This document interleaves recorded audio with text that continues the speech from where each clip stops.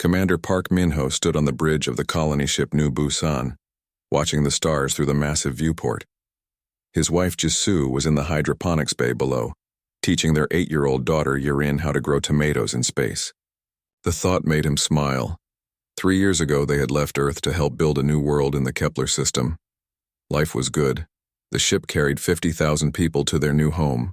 Farmers, teachers, doctors, engineers, all hoping to start fresh on a planet they would call New Sol. Park Min-ho's job was simple: keep everyone safe during the journey. So far, it had been the easiest assignment of his military career. "Sir," called Lieutenant Kim Jun-ho from the communication station. "We're getting strange signals from the outer colonies." Park Min-ho walked over to look at the screen. The signals were broken and filled with static. He could make out a few words. "Attack ship, they came from nowhere." "Probably just solar interference," Park Min-ho said. "The sun in the Proxima system has been acting up lately." But something felt wrong. In his 20 years as a soldier, Park Min-ho had learned to trust his gut. He picked up the comm and called Captain Lee Sun-woo in the engine room. "Sun-woo, can you give me more power to the long-range sensors?" "Sure thing, Commander. Give me 5 minutes." Meanwhile, 3 star systems away, Dr. Lee Hana was having the worst day of her life. The research station Sejong 7 was supposed to be a peaceful place where humans and aliens worked together to study new forms of life. She had been here for 2 years, cataloging the strange plants and animals they found on different worlds. The Zephyrians were her favorite research partners. They looked like tall, blue-skinned humans with 4 arms and kind eyes. Today she was working with her friend Veltar to study some crystalline organisms when the alarm started screaming. "What's happening?" Dr. Lee Hana asked as she ran to the command center. Station Commander Ryu Jae-hyun was staring at the main screen with a look of pure terror. "Ships," he whispered. "Hundreds of them. They just came out of hyperspace." The ships were massive and black, covered in spikes and sharp edges. They looked like weapons designed to frighten rather than just fight. Dr. Lee Hana had never seen anything like them. "Are they responding to our communication?" she asked. "No," Ryu Jae-hyun said. "They're not talking. They're just coming." The first attack came without warning. A beam of pure energy struck the station's outer ring, and 300 people died in seconds. The air rushed out into space, carrying bodies and equipment into the void. "Emergency protocols," Ryu Jae-hyun shouted. "Seal all sections, get everyone to the escape pods." Dr. Lee Hana grabbed her research data and ran toward the pods, but she stopped when she saw Veltar helping human children into the escape vehicles. The Zephyrian was using all 4 arms to lift the scared kids to safety. "Hana," Veltar called, "you must go. These ships, I know them. They are Vorthak. They do not take prisoners." "What do they want?" Dr. Lee Hana asked. Veltar's kind eyes filled with sadness. "To kill every human in the galaxy." Another energy blast hit the station. This time it cut right through the central hub. Dr. Lee Hana watched in horror as hundreds more people were sucked into space. The station was breaking apart. She reached the communication center and started recording a message. If she was going to die, at least she could warn others. "This is Dr. Lee Hana of Research Station Sejong 7. We are under attack by ships called Vorthak. They are not trying to capture us. They want to kill every human they can find. The ships are black, massive, and heavily armed. They came without warning and they're not listening to our attempts to surrender. If anyone receives this message, run. Get as far away from human colonies as you can." The recording was cut short when the final blast destroyed the communication array. Dr. Lee Hana's last thought was of her parents back on Earth. She hoped they would never know how she died. Captain Kim Dae-hyun was patrolling the space around New Incheon when his sensors picked up the first signs of trouble. His small patrol ship Arirang was fast but not heavily armed. His job was to watch for pirates and help ships in distress, not fight a war. "Captain," his navigator officer Han Seung-jae said, "I'm reading massive energy signatures approaching the colony." Kim Dae-hyun looked at his screens. 50 ships, all much larger than his own, were heading straight for the planet where 2 million humans lived and worked. "Send a message to the surface," Kim Dae-hyun ordered. "Tell them to evacuate immediately." "Sir," Even if they started right now, they couldn't get everyone off the planet in time. Kim Dae-hyun knew his navigator was right. It would take days to evacuate 2 million people, and those ships would reach New Incheon in 2 hours. He opened a communication channel to the approaching fleet. "This is Captain Kim Dae-hyun of the patrol vessel Arirang. You are approaching a peaceful colony. Please state your intentions." The response came in a voice like grinding metal. "Human vessel, you will witness the cleansing of your kind. Your species is a disease that must be eliminated." "We've done nothing to harm you," Kim Dae-hyun said. "These are innocent people, families, children. That makes no difference. All humans must die so that the galaxy can be pure." Kim Dae-hyun felt his blood turn cold. These aliens weren't interested in conquest or resources. They wanted genocide. He turned to his small crew. "Send everything we have to Earth Command. Tell them the colonies are under attack and that the enemy wants to kill every human in space, then get to the escape pods." "What about you, Captain?" Han Sung-jae asked. "Someone needs to record what happens here. The people on Earth need to know what they're facing." His crew reluctantly abandoned ship, leaving Kim Dae-hyun alone on the bridge. He watched through his cameras as the Vorthak fleet reached New Incheon. The ships didn't land or send down troops. Instead, they simply started burning the planet's surface with energy weapons. Kim Dae-hyun recorded everything. Cities turning to ash in seconds. Spaceports where families were trying to escape being vaporized before the ships could launch. Orbital stations exploding like fireworks. In 3 hours, New Incheon went from a thriving world to a dead rock. Kim Dae-hyun made his final transmission to Earth. "This is Captain Kim Dae-hyun. The colony of New Incheon is gone. 2 million people are dead. The enemy calls themselves the Vorthak. They're not conquering us. They're exterminating us. Tell everyone to run. Hide. Fight if you can. But understand what we're facing. They won't stop until every human in the galaxy is dead." His ship was destroyed 10 minutes later. Back on New Busan, Park Min-ho was receiving reports from all across human space. Colony after colony going silent. Research stations destroyed, patrol ships wiped out. In just 48 hours, 17 human settlements had been attacked. There were no survivors. "Sir," Lieutenant Kim Jun-ho said with a shaking voice, "We just lost contact with the mining station at Kepler 442. That was the last signal from the Korean sector." Park Min-ho felt like the universe was collapsing around him. The Korean sector had been home to over 200 million people. If it was really gone, "Change course," he ordered. "Set a course for the Sol system, maximum speed. Sir, that will take us 6 months with our current engines." "Then we'd better hope we have 6 months." Park Min-ho went down to the hydroponics bay to find his family. Jisoo was still teaching Yaren about plants, but she could see the fear in his eyes. "Min-ho? What's wrong?" He knelt down and hugged them both. "We're going home to Earth. There's been some trouble in the outer colonies." "What kind of trouble?" Jisoo asked. Park Min-ho couldn't tell them the truth. "Not yet. The kind that means we need to stay together and be very careful." 8-year-old Yaren looked up at him with serious eyes. "Are the bad aliens coming, Papa?" Sometimes, children understood more than adults realized. "Maybe, sweetheart. But Papa won't let them hurt you." It was a promise he desperately hoped he could keep. For 3 days, the New Busan raced toward Earth. Park Min-ho barely slept as he read report after report of destroyed colonies. The pattern was always the same: black ships appearing without warning, complete destruction of all human life, no attempts at communication or negotiation. On the 4th day, the Vorthak found them. Park Min-ho was on the bridge when the sensors detected the approaching ships. 12 massive vessels, each one capable of destroying his colony ship with a single shot. "All hands, this is the commander," he announced over the ship's communication system. "We are about to come under attack. All civilians report to the emergency shelters immediately. This is not a drill." He opened a channel to the Vorthak ships even though he knew it was hopeless. "This is Commander Park Min-ho of the colony ship New Busan. We are carrying 50,000 civilians, including 15,000 children. We are not armed. We surrender unconditionally. The response came quickly. Your surrender is irrelevant. Your species will be eliminated.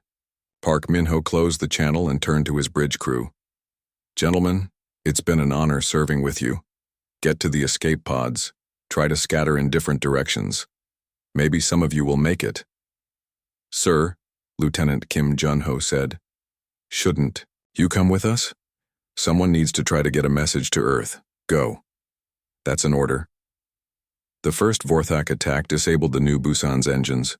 The second destroyed the communication array. Park Min-ho managed to get off one final transmission before the third attack breached the hull. 6 months had passed since the Great Silence fell across human space. Admiral Seo Kyung-ho stood in the main briefing room of Station Omega, a military research facility hidden deep in the asteroid belt between Jupiter and Saturn. The station had been built in secret 20 years ago as a backup command center. Now it was all that remained of human civilization. Around the conference table sat the survivors. There weren't many. Commander Park Min-ho had somehow escaped the destruction of the New Busan in a damaged escape pod. Dr. Lee Hana had survived the attack on Sejong 7 by hiding in a maintenance tunnel for 6 days. Colonel Baek Shungmin had been leading a training exercise on Europa when the attacks began. Systems analyst Kang Minji had been working alone on a deep space monitoring station. In total, they had found 47,000 survivors scattered across hidden bases, damaged ships, and remote outposts. It was all that remained of humanity's 300 million people who had lived among the stars. The situation is simple, Admiral Seo Kyung-ho said, his voice tired but steady. We are extinct. The Vorthak have won.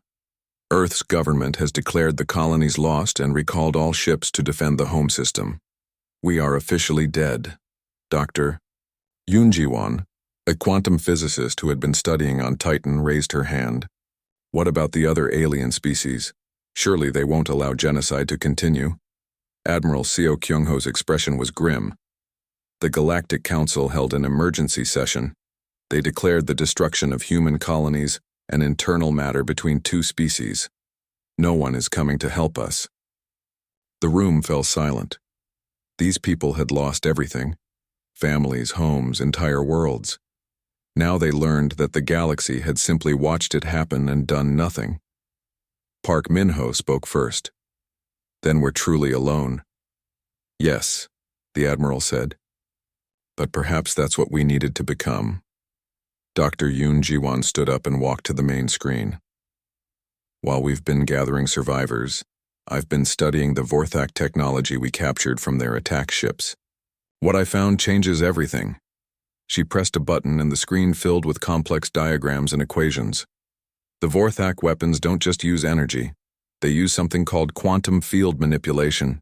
They can change the basic rules of physics in small areas. That's how they punch through our strongest shields like paper.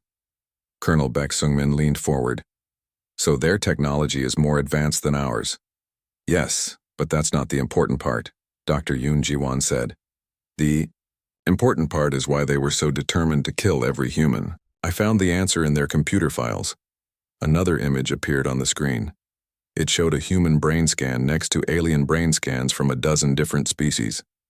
Every species in the galaxy has the same basic neural structure.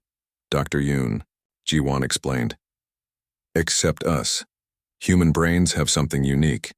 Additional neural pathways that connect to quantum fields at the subatomic level. We've never noticed because these pathways are dormant. They've been sleeping for thousands of years. Dr. Lee Hana stood up. Are you saying humans have some kind of hidden ability? Not hidden. Locked away. But the Vorthak knew about it. That's why they wanted us extinct. They were afraid of what humans might become if these neural pathways ever activated. Systems analyst Kang Minji was typing rapidly on her computer. Dr. Yoon, I'm looking at the energy readings from the attacks. Every time a Vorthak weapon hit a human ship, there were strange quantum signatures, almost like the weapons were designed to prevent something from happening. Dr. Yoon Ji-won nodded. They weren't just trying to kill us quickly. They were trying to kill us before we could awaken. Admiral Seo Kyung-ho felt a chill run down his spine. Awaken to what? That's what we need to find out. But first I need to test something. Dr. Yoon Ji-won looked around the room. I need volunteers. What I'm proposing is dangerous. We don't know what will happen if we try to activate these dormant, neural pathways. Park Min-ho stood up immediately.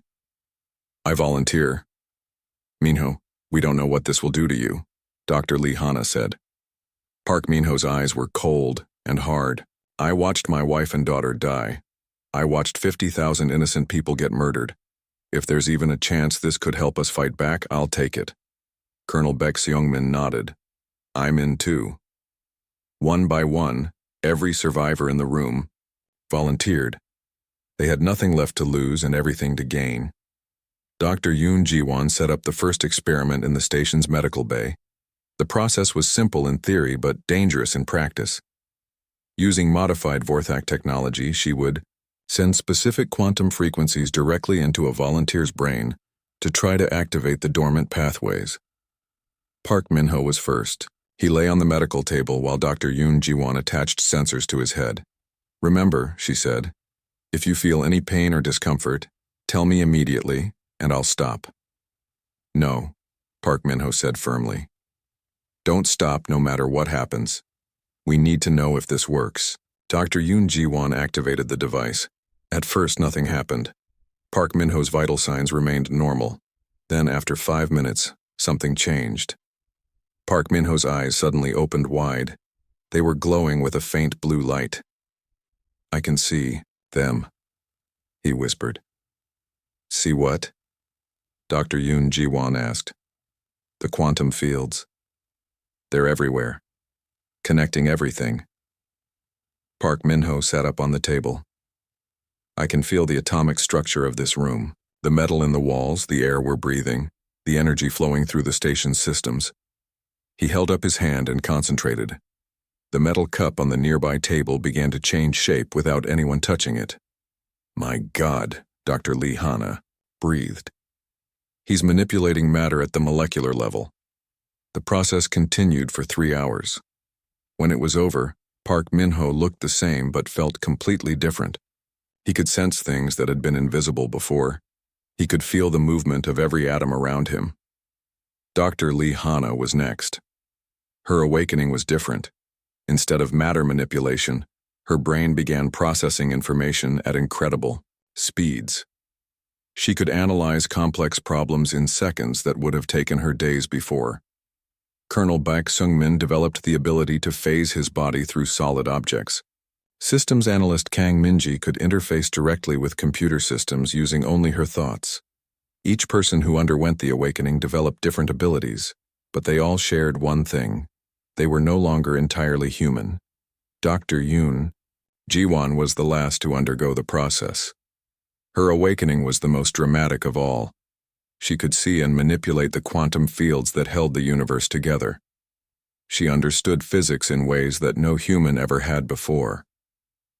Now I understand, she said after the process was complete. This is why the Vorthak were afraid. We're not just another species, we're something new, something that could change the balance of power in the entire galaxy. Admiral Seo Kyung-ho watched his people discover their new abilities with amazement and fear. What have we become? Evolution, Dr. Yoon Ji-won said simply. The Vorthak tried to stop it, but they were too late. We're not human anymore. We're something more. The next few weeks were spent learning to control their new abilities. Park Min-ho practiced reshaping metal and stone with his mind. Dr. Lee Hana analyzed Vorthak technology and began designing weapons that had never been possible before. Colonel Baek Seung-min learned to walk through walls and become invisible, but the most important discovery came when they tried to contact other survivors across the galaxy. Using their new abilities, they found that the awakening could be transmitted. Any human who came into contact with an awakened survivor would begin to change as well. Captain No Ji-hoon had been hiding in a damaged transport ship in the Centauri system. When Park Min-ho made contact with him through quantum communication, the captain began to awaken as well. His ability was teleportation. He could instantly move himself and others across vast distances. Weapons engineer Lim Soo-hyun had been trapped on a mining station in the Vega system. After awakening, she could create weapons that existed partially in normal space and partially in quantum dimensions. Her bullets could pass through any armor, and her bombs could destroy entire ships from the inside. One by one, the scattered survivors were found and awakened. Each brought new abilities and new understanding of what humanity had become. But with their new powers came new knowledge, and that knowledge was terrible. Dr. Lee Hanna had been analyzing captured Vorthak communications when she made the discovery that changed everything. Using her enhanced mental abilities, she was able to decode files that would have been impossible for normal humans to understand. She called everyone to an emergency meeting. "I've been going through Vorthak military records," she announced. "I need to show you something, but I warn you, this will be hard to watch." The main screen lit up with Vorthak recordings from the attacks. But these weren't military footage. These were entertainment recordings. The room watched in horror as Vorthak soldiers celebrated the destruction of human colonies. They had recorded the deaths of children and families. They had made games out of hunting down survivors. They had turned genocide into entertainment. "They didn't just kill our people," Dr. Lee Hanna said quietly. "They enjoyed it. They're still enjoying it. These recordings are being broadcast across their empire as victory celebrations."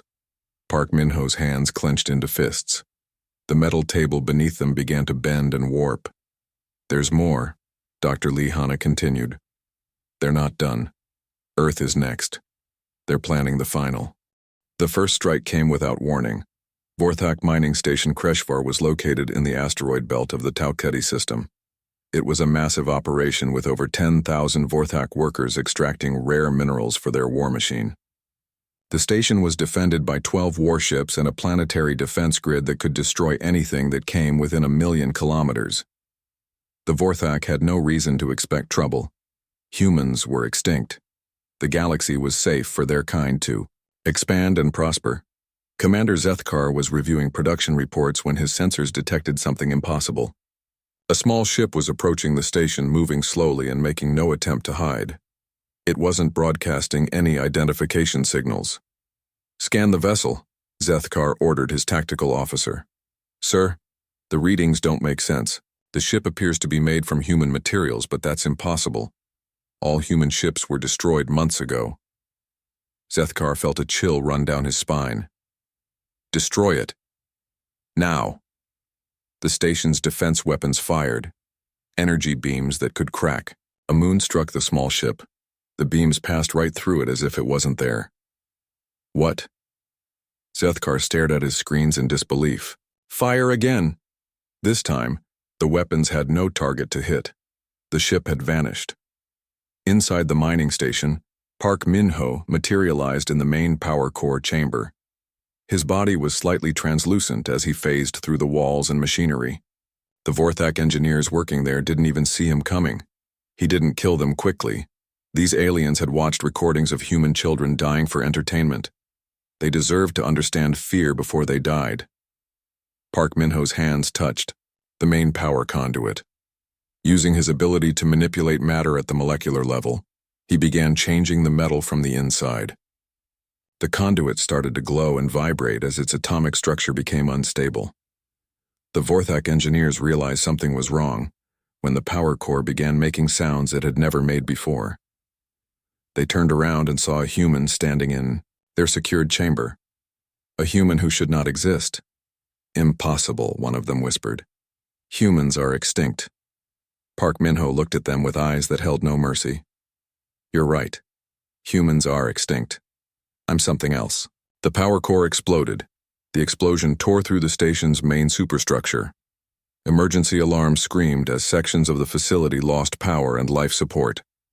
In the command center, Commander Zethkar watched his carefully organized mining operation fall apart. "Report!" he shouted. "Sir, the main power core has been sabotaged from the inside. We're reading massive structural damage, but that's impossible. The power core chamber is sealed and guarded." "Then how did someone get in there?" Before anyone could answer, the lights went out. Emergency power kicked in, bathing the command Center in red light. Dr. Lee Hanna materialized in the center of the room. Her awakened mind had analyzed the station's layout from the outside and identified the exact location of the command center. She had used Captain No Ji-hoon's teleportation ability to arrive instantly. The Vorthak officers reached for their weapons, but Dr. Lee Hanna was faster. Her enhanced mental processing allowed her to predict their movements before they made them. She moved like liquid lightning, disarming all 6 officers before they could draw their guns. "Commander Zethkar," she said in perfect Vorthak language. Her awakened brain had learned their entire language from captured transmissions in less than a day. "How do you know my name?" Zethkar asked, his voice shaking. "I know many things about you, Commander. I know you commanded the attack on research. Station Sejong 7. I know you personally ordered the execution of 300 human researchers. I know you kept recordings of their deaths." Dr. Lee Hanna's eyes were cold as space. "I was there, Commander. I watched you murder my friends." Zethkar's legs gave out. He fell to his knees. "You're dead. I saw you die. You saw a human die. I'm not human anymore." Dr. Lee Hanna touched a control panel and the station's communication system activated. "I'm broadcasting this conversation to every Vorthak ship in the system. I want them all to hear this." Her voice echoed through every ship and station in the Tau Ceti system. "My name is Dr. Lee Hanna. 6 months ago, your people murdered 300 million humans across 17 star systems. You thought you had killed us all. You were wrong." She grabbed Commander Zethkar and held him up so the cameras could see his face. "This is Commander Zethkar. He was one of the officers who planned the genocide of my species. He kept recordings of human children being killed.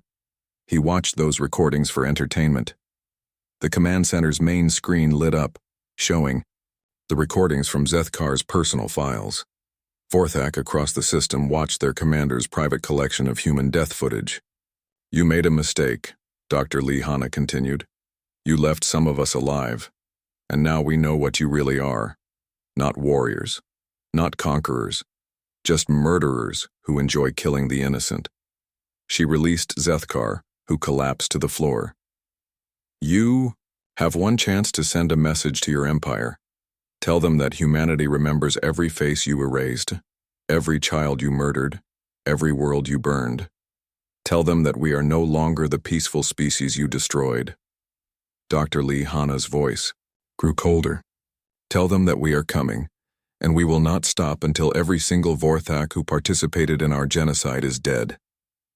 She activated the station's self-destruct sequence and vanished. Commander Zethkar had 30 seconds to send his message before the station exploded.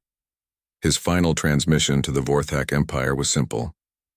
"The humans are not extinct. They have become something else, something terrible. Run." The mining station's destruction was just the beginning. Within days, Vorthak installations across 3 star systems reported similar attacks. Ships that appeared and disappeared like ghosts. Humans who walked through walls and tore apart machinery with their bare hands. Weapons that fired bullets from impossible angles. Captain No Ji-hoon had awakened with the ability to teleport himself and others across vast distances. He used this power to insert strike teams into the heart of Vorthak facilities. Weapons engineer Lim Soo-hyun created bullets that existed in multiple dimensions simultaneously, allowing them to pass through any armor and strike targets from directions that didn't exist. Communications officer Han Woo-jin had developed the ability to interface directly with any electronic system. He infiltrated Vorthak networks and began broadcasting messages across their empire. The messages were always the same, recordings of human colonies being destroyed, followed by the faces and names of every person who had died. 300 million faces, 300 million names. The Vorthak had kept detailed records of their victims, and now those records were being used against them. "This is Yu Min-jae, age 6, from New Seoul Colony." Han Woo-jin's voice would say over Vorthak communication networks. "She was killed by Vorthak Captain Vexthal on January 15th. She was playing with her dolls when your soldiers found her." The message would continue for hours, showing face after face, name after name. Children, parents, grandparents, teachers, doctors, all dead. all remembered. The psychological impact on the Vorthak was devastating. Many of their soldiers had participated in the genocide, believing that humans were a dangerous threat that needed to be eliminated. Now they were being forced to see the faces of the children they had murdered, to understand that they had not been fighting a war. They had been committing mass murder. Some Vorthak military units refused to continue fighting. Others surrendered without firing a shot. But most simply ran. Fleet Admiral Jong Hyun had been a colonial administrator before her awakening. Now she commanded the human forces with abilities that let her coordinate attacks across multiple star systems simultaneously. Her awakened mind could process information from dozens of sources and create battle plans that seemed impossible. She gathered the awakened humans in the main briefing room of Station Omega. There were more of them now. The awakening had spread to every human survivor they had found. Nearly 50,000 beings who had once been human and were now something far more dangerous. The first phase is complete, Admiral Jong Hyun announced. We have destroyed 17 Vorthak military installations and captured their regional command center in the Alpha Centauri system. Vorthak military command is in chaos. They're recalling ships from across the galaxy to defend their core worlds. Chief Tactician Omin Seo, who had been a transport pilot before awakening with the ability to see probability streams, spoke up. Our intelligence indicates they're planning a massive counterattack. 3,000 ships converging on the Sol system. Good, Park Min-ho said. Let them come to us. Admiral Jong Hyun nodded. The second phase begins now. We're not just going to defend Earth. We're going to make an example of the Vorthak fleet that will be remembered for 1,000 years. Stealth Operations Director Song Na-young had awakened with the ability to bend light around objects, making them invisible to all sensors. She had been using this power to insert reconnaissance teams deep into Vorthak space.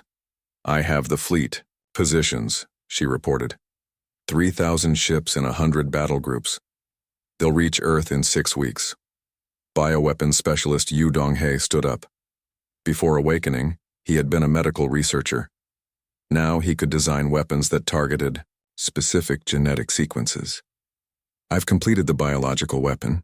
It will only affect Vorthak physiology. The message that Fleet Commander Kreshval brought back to the Vorthak Empire changed everything. In the Grand Council chamber on their home world of Vorthak Prime, thousands of military leaders and government officials gathered to hear his report. The chamber was a massive structure built to intimidate, with walls covered in the battle flags of conquered species. Until recently, a human flag had been displayed prominently among them. Kreshval stood in the center of the chamber, looking broken and defeated. His uniform was torn, his eyes haunted by what he had witnessed. Report, commanded Supreme War Leader Gorthval, the highest military authority in the Empire. Kreshval's voice was barely audible. The fleet is gone, Supreme Leader. All 3,000 ships eliminated in 6 hours. Angry voices filled the chamber. Impossible, someone shouted. 3,000 ships cannot be destroyed so quickly. They were not destroyed, Kreshval said quietly. They were unmade. The humans have become something we do not understand. They walk through our hulls like ghosts. They turn our own computers against us. They appear and disappear at will. Supreme War Leader Gorthval leaned forward in his throne. You're saying the humans have developed new technology? No, Supreme Leader. They have evolved. The survivors of our cleansing campaign have changed into something beyond our comprehension. They are no longer the species we destroyed. The chamber erupted in argument. Some officials called for immediate mobilization of the remaining fleets. Others demanded that Kreshval be executed for cowardice. A few suggested negotiation.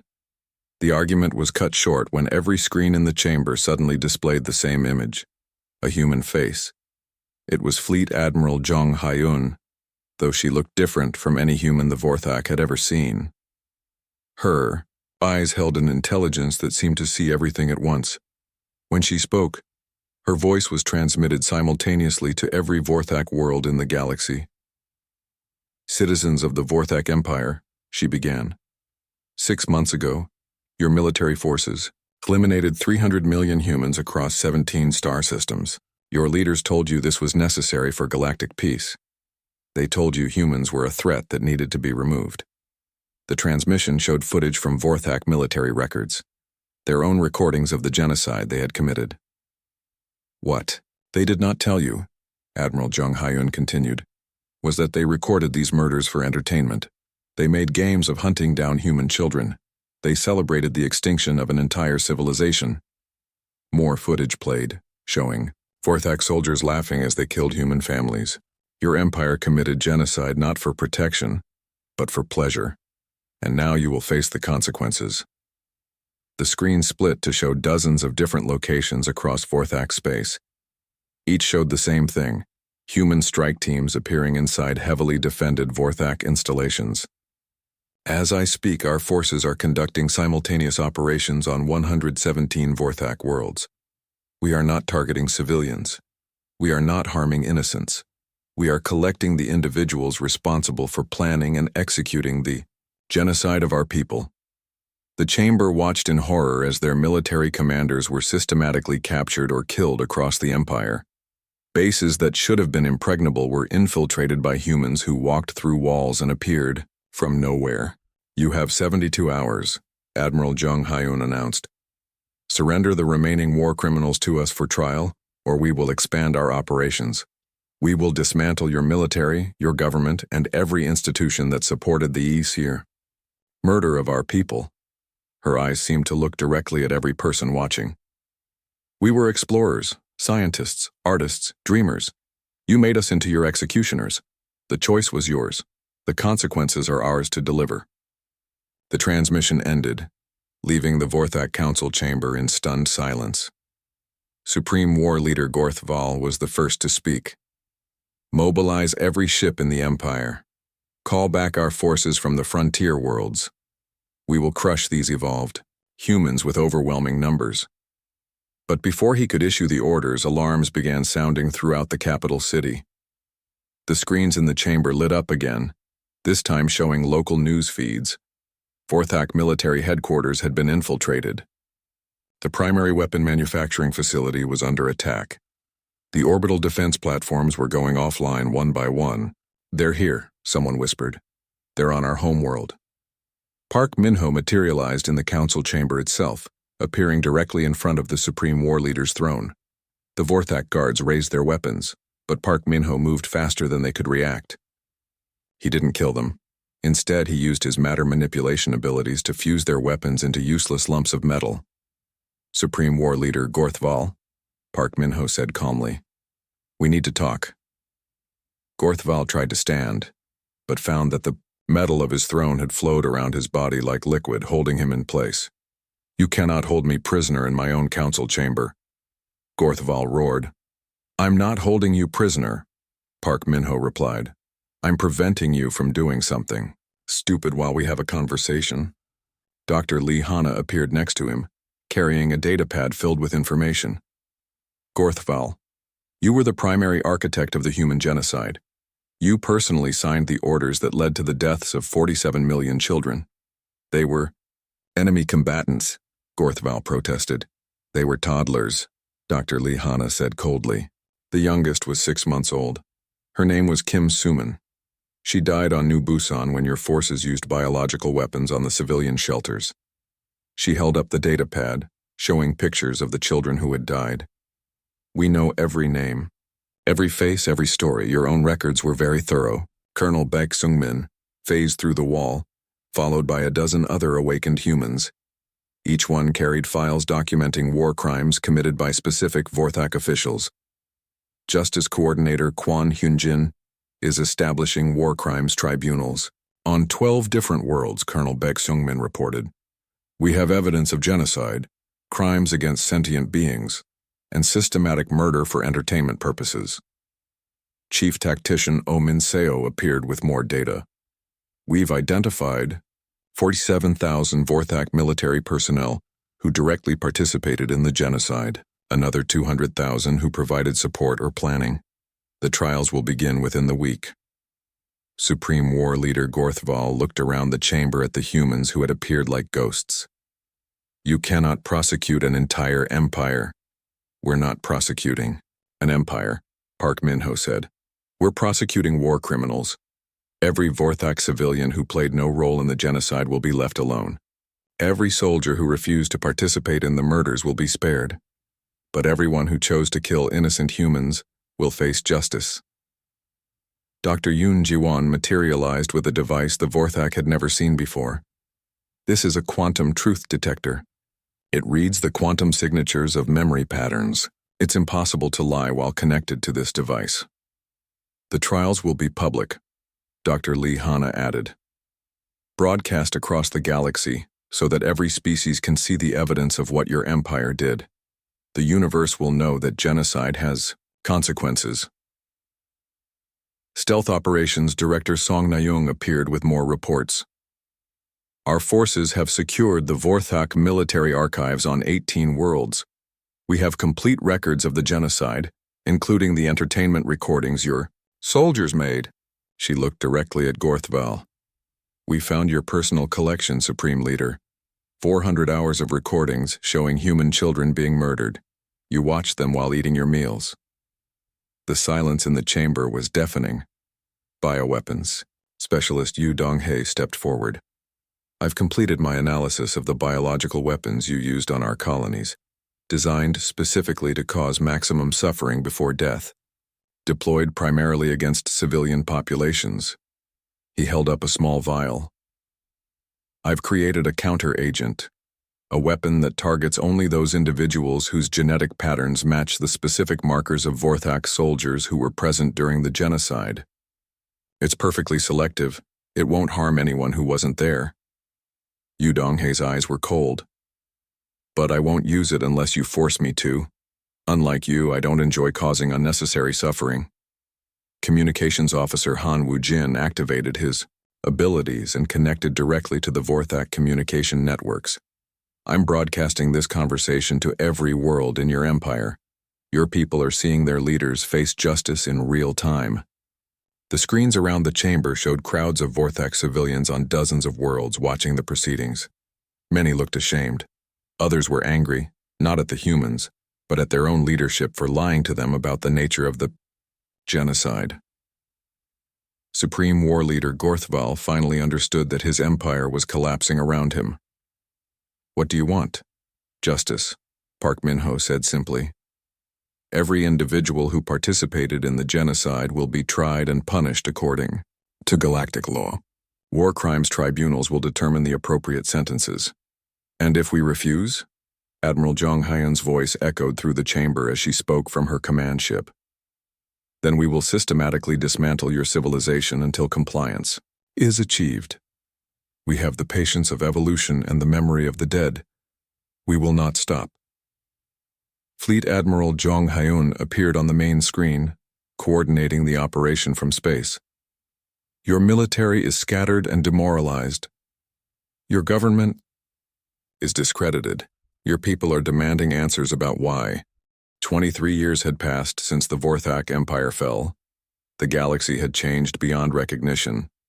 Tracker Shin Bogum crouched on a cliff overlooking the settlement on Kepler 438b.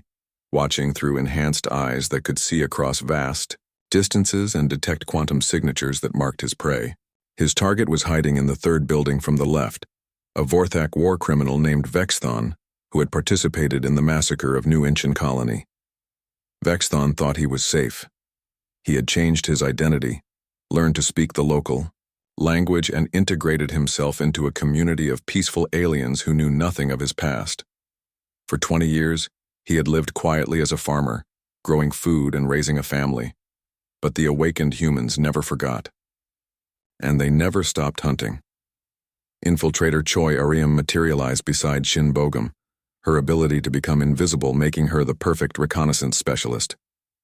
He's alone in his house. His wife and children are visiting relatives in the next settlement. Good, Shin Bogum said. I don't want innocents to see this. They had spent 5 years tracking Vestan across 12 star systems. The former Vorthak soldier had been clever, covering his tracks well but not clever enough to evade beings who could interface with quantum fields and track genetic signatures across interstellar distances. Shin Bogum stood up, his enhanced body, moving with the fluid grace that all awakened humans possessed. Let's finish this. They walked down to the settlement. The local aliens, peaceful herbivores who had never known war, nodded politely as they passed. None of them suspected that these two beings were among the most feared hunters in the galaxy. Vestan was sitting on his porch, reading a book about agricultural techniques. He looked up when they approached, and his face went pale. Even after 20 years of hiding, he recognized what they were immediately. Awakened humans, he whispered. "Hello, Vestan," Shinbogum said in perfect Vorthak. "We've been looking for you." The former soldier tried to run, but Choi Ariam was faster. She appeared in front of him, blocking his path with the casual ease of someone who could teleport short distances at will. "Please," Vestan begged. "I've changed. I'm not the same person I was during the war. I have a family now. Children." Shinbogum pulled out a datapad and showed him the records. "New Incheon Colony, March 15th, 2387. You personally executed 43 human civilians, including 16 children under the age of 10. You recorded their deaths for the entertainment archives." "That was 23 years ago," Vestan protested. "I was following orders. I didn't have a choice." Choi Ariam's voice was cold as ice. "Every human on New Incheon was following orders, too. The order to live peacefully and build something beautiful. You chose to murder them instead. I have children now," Vestan said desperately. "They need their father." "So did the children you killed," Shinbogum replied. Their names were Kim Ha-jin, age 6, Park Soo-young, age 8, Lee Min-ho, age 4. He continued listing names for 10 minutes. Every child Vestan had murdered, every life he had taken for entertainment. "We remember them all," Shinbogum finished. "And now it's time for you to face justice for what you did to them." The trial was held on the nearest civilized world, broadcast across the galaxy as all war crimes trials were. The evidence was overwhelming and undeniable. Vestan's own recordings showed him laughing as he killed human children. The sentence was death. As Vestan was led away to execution, he turned back to Shinbogum one last time. "How many more are you going to hunt? When does it end?" Shinbogum's expression never changed. "When the last war criminal is dead, when every voice has been answered with justice, when the debt is finally paid in full. And then what? What happens to your people when there are no more enemies to hunt?" For the first time, Shinbogum smiled. It was not a pleasant expression. "Then we become what we were always meant to be, the guardians who ensure this never happens again." The execution took place at sunset. With Vestan's death, another name was crossed off the list. But the list was still long, and the awakened humans had all the time in the universe. Meanwhile, on the world that had once been called Earth, but was now known as New Terra, the transformation of human civilization continued. The planet itself had been rebuilt from the ground up. The old cities were gone, replaced by structures that seemed to grow from the Earth itself rather than being built upon it. These new cities were designed by awakened humans whose abilities allowed them to manipulate matter at the molecular level, creating architecture that was both beautiful and impossible by the standards of ordinary physics. At the center of New Terra stood the Memorial of Faces, a massive structure that displayed the holographic images of every human who had died in the Vorthak Genocide. 300 million faces looked out from the memorial walls, their names and stories preserved for eternity. Memorial keeper Lee Dong-hyuk tended the eternal flame that burned at the center of the memorial. He had been a teacher before his awakening, and now he served as the guardian of humanity's collective memory. Every day, awakened humans came to pay their respects to the dead. They would stand before the walls of faces and remember what had been lost, what had been taken from them. Why they had been forced to become what they were now. Dr. An So-young, who now served as Galactic Coordinator, often came to the memorial when she needed to make difficult decisions. Today was one of those days. The hegemony of Keth had been testing biological weapons on primitive species in the Outer Rim. It wasn't genocide yet, but it was the same path the Vorthak had started down centuries earlier. The question was, Should awakened humanity intervene before the situation escalated? Dr. An So-young stood before the image of little Kim Suman, the 6-month-old baby who had died on New Busan. She had been too young to even understand what was happening to her. "What would you want us to do?" Dr. An So-young whispered to the hologram. The answer came to her with perfect clarity. Humanity had been transformed from victims into guardians. Their responsibility was not just to remember the dead, but to protect the living. She activated her communication implant and sent a message across the galaxy. "All units, we have a new mission. The hegemony of Keth is about to repeat the mistakes of the Vorthak. We will not allow another genocide to begin." The response was immediate. Awakened humans across dozens of star systems began moving toward Keth space. Ships that existed partially in normal dimensions and partially in quantum space began their journey. Strike teams that could appear anywhere without warning prepared for deployment. The Keth would have one chance to stop their biological weapons program peacefully. If they refused, they would learn the same lesson the Vorthak had learned. Some lines could not be crossed without consequences. But even as they prepared for potential conflict, the awakened humans continued their primary mission, hunting down the last of the Vorthak war criminals. On a remote world in the Galactic Rim, the final hunt was about to begin. High Commander Vex Thul had been the last surviving leader of the Vorthak military. For 23 years he had hidden in the ruins of an abandoned mining colony, living alone and constantly moving to avoid detection. He was old now, weakened by age and isolation, but he was still alive when so many of his victims were not. Judge Park Min-ho arrived on the world alone. He no longer looked entirely human. Decades of using his quantum abilities had changed him in fundamental ways. His eyes held depths that seemed to contain entire universes, and when he moved, reality seemed to bend slightly around him. He found Vexthul in a collapsed mining tunnel, hiding like an animal in the darkness. "High Commander," Park Min-ho said softly. "It's time." Vexthul looked up with eyes that held no hope. "You've been hunting me for over 2 decades. Why now? Why not just let me die naturally?" "Because justice delayed is justice denied," Park Min-ho replied.